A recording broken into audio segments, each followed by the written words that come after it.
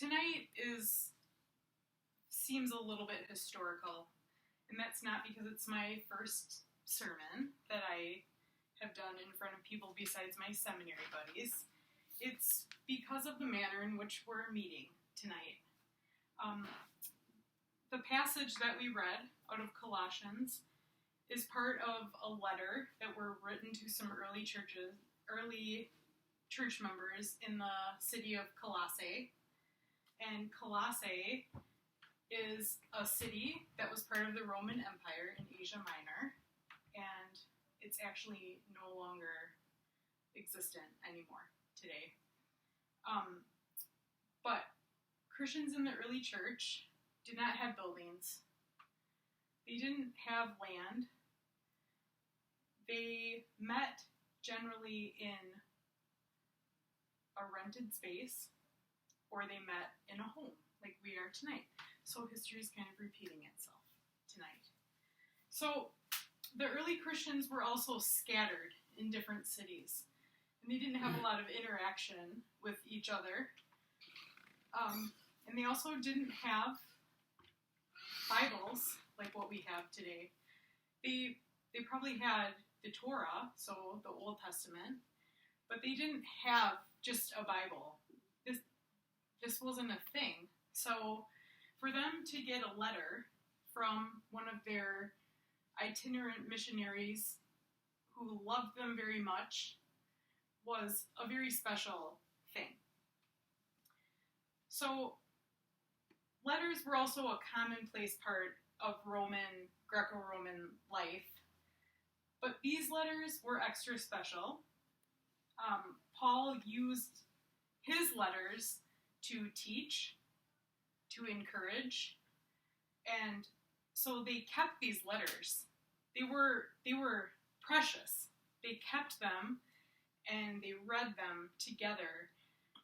If we were here tonight and we had received Paul's letter, we would sit in awe and reverence while somebody read it out loud, and we would talk about it, and we would debate it, and we'd chew on it, and we'd probably bristle a little because it's Paul.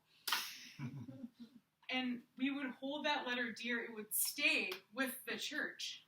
And what's so neat about Paul's letters is that they were so precious. They were preserved all the way for us now. That is kind of astonishing when you think about it. So imagine Paul, he writes this letter to these people. By the way, the Colossians, he never actually met the Colossians. Some of the other churches, he had personal relationships with the people, but he never actually visited Colossae. So imagine now, Paul is looking down from heaven. I don't know that that's theologically sound, but he's looking down and he's like, what are those people doing in Shoreline with my letter? That's weird.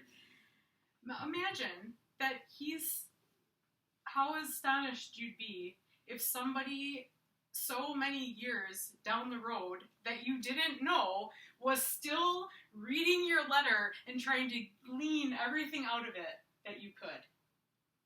He probably thinks that's so weird. I would.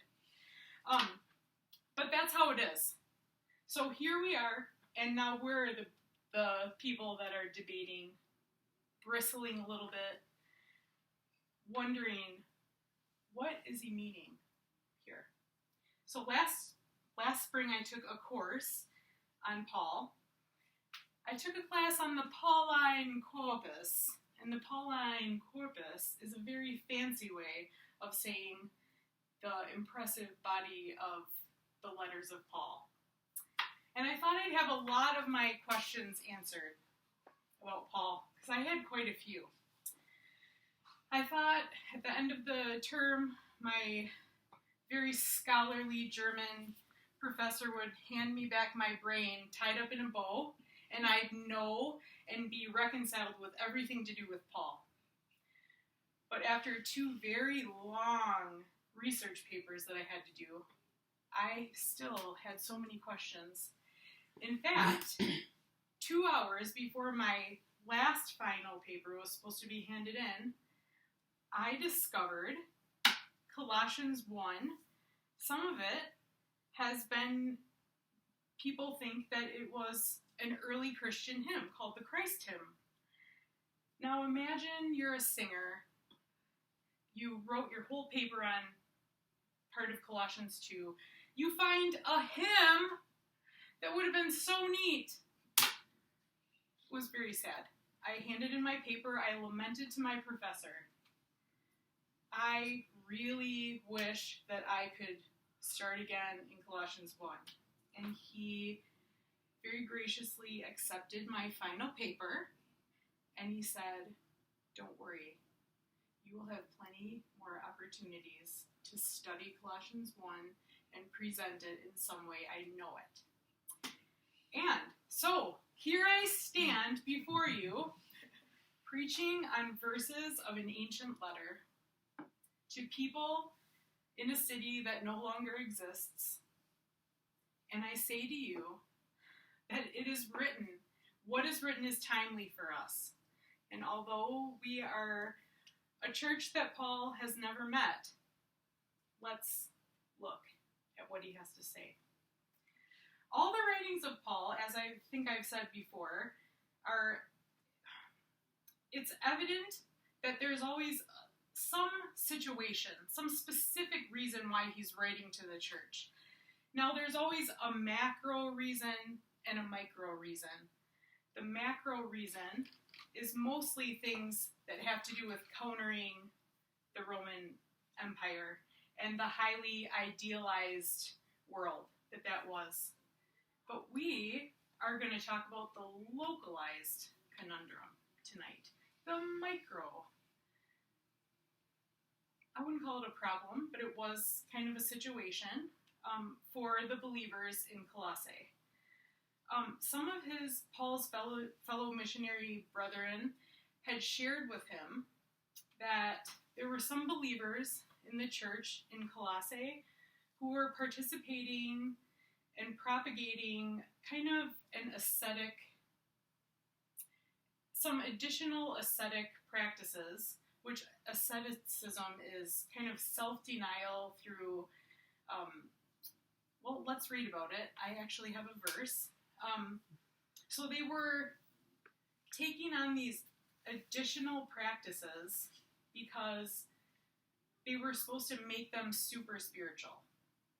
And so I want to read to you a little bit of what it was, because it's easier for you to read and hear what it is and not have me explain it and mess it up. So here we go. This is Colossians 2:16. Therefore, do not let anyone judge you by what you eat or drink, so there's the dietary restrictions, or with regard to a religious festival, a new moon celebration, or a Sabbath day. So it was to do with the liturgical calendar as well. Do not let anyone who delights in false humility and the worship of angels disqualify you. Such a person also goes into great detail about what they have seen. They are puffed up and idle with notions by their unspiritual mind.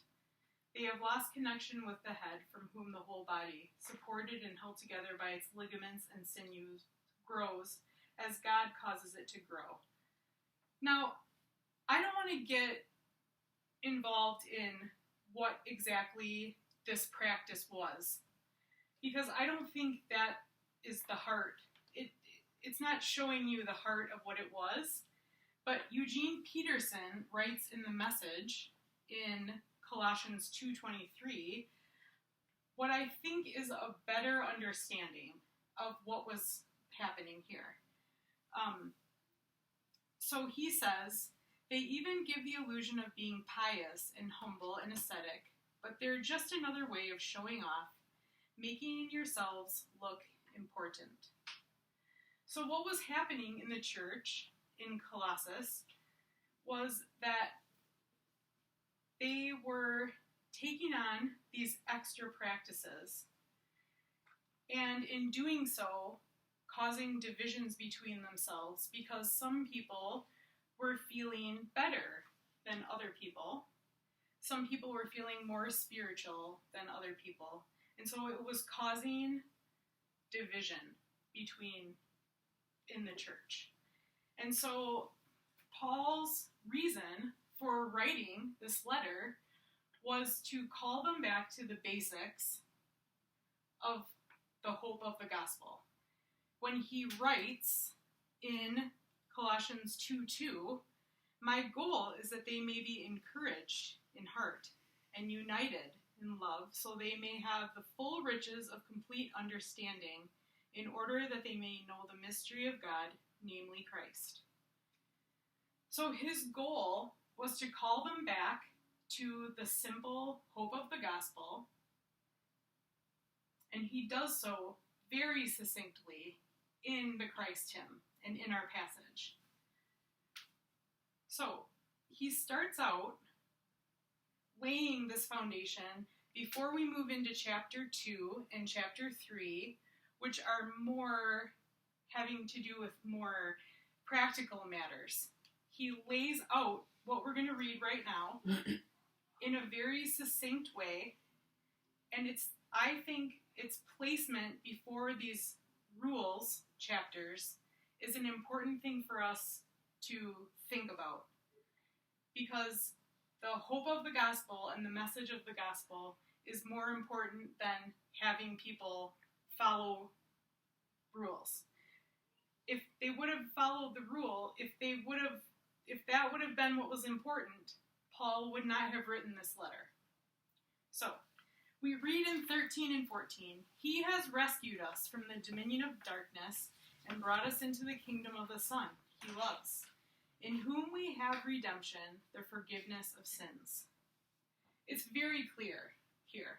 It's very clear.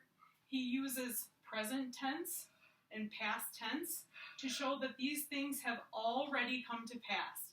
He has rescued. He has transferred us. We have redemption. Later, in verse 23, it reads, at the end of the verse, this is the gospel that you have heard and that has been proclaimed to every creature under heaven. This was a new way of looking at it, because Paul makes it something that has already happened. This isn't a hope for the future. This is redemption that we have. So, Paul is, in doing this, he's also countering this ascetic teaching that puts credence on human willpower, that he's proclaiming that through Christ's death and resurrection, the work has already been done. Now, you might be wondering about now, Allie, land the plane. Land the plane already. What does this have to do with me coming to your house on a Friday night for pizza? How does this relate to me? So, we're going to turn to Scripture again, because, especially the Christ hymn portion, I believe that within the Christ hymn, if we read it again, and I kind of want to do a little exercise with you guys, I feel comfortable to do this. When we read this Christ hymn, there's some language in here that is very inclusive of everyone. And it's almost as if our names are written on this letter. So I want you to do me a favor. I'm going to read 15 to 20, and we are going to hold up our hand every time that I read the two words, all things. So just every time, hold up your hand and kind of count with your finger how many times we're doing it, okay? Okay, thanks. This is awesome. Okay. For in him all things were created, things in heaven and on earth, visible and invisible, whether thrones or powers or rulers or authorities, all things have been created through him and for him. He is before all things, and in him all things hold together. And he is the head of the body, the church. He is the beginning and the firstborn from among the dead, so that in everything, I think we can count that one too. He might have the supremacy. For God was pleased to have all his fullness, I think that one could count too, dwell in him, and through him to reconcile himself all things, whether things on earth or things in heaven, by making peace through the blood shed on the cross. Now, later we know it also says everything and all things again. So you get the drift. This is all inclusive. What does all things mean? Think about that for a minute. There's not anything in heaven, it says in heaven, on earth, things seen, things unseen. It's all inclusive. So,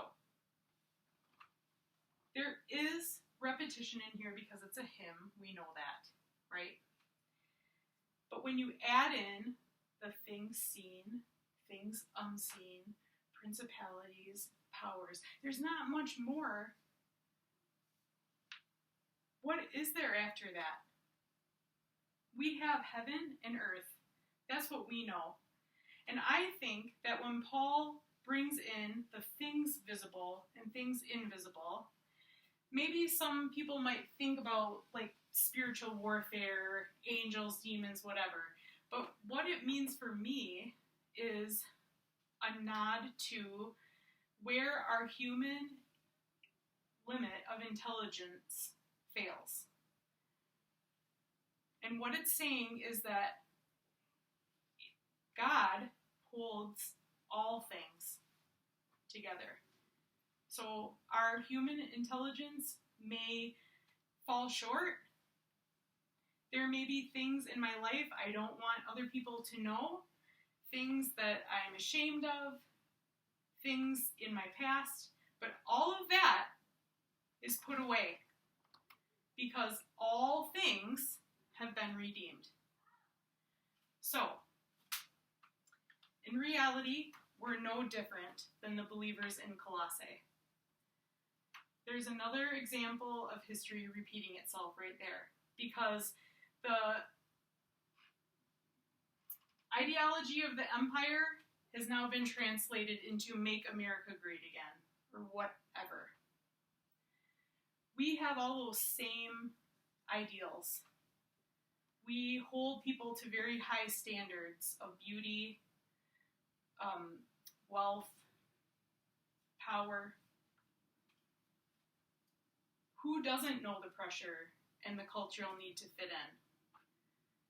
Live by a certain code, meet the next level of self-importance. Sounds a lot like the ascetic practices that Paul was warning against.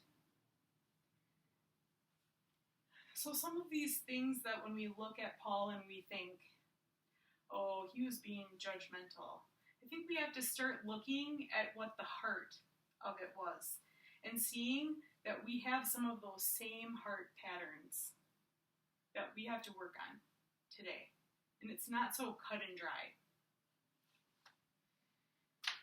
So, we often find ourselves disunified, unable to reconcile our differences with what we perceive as a proper way of life.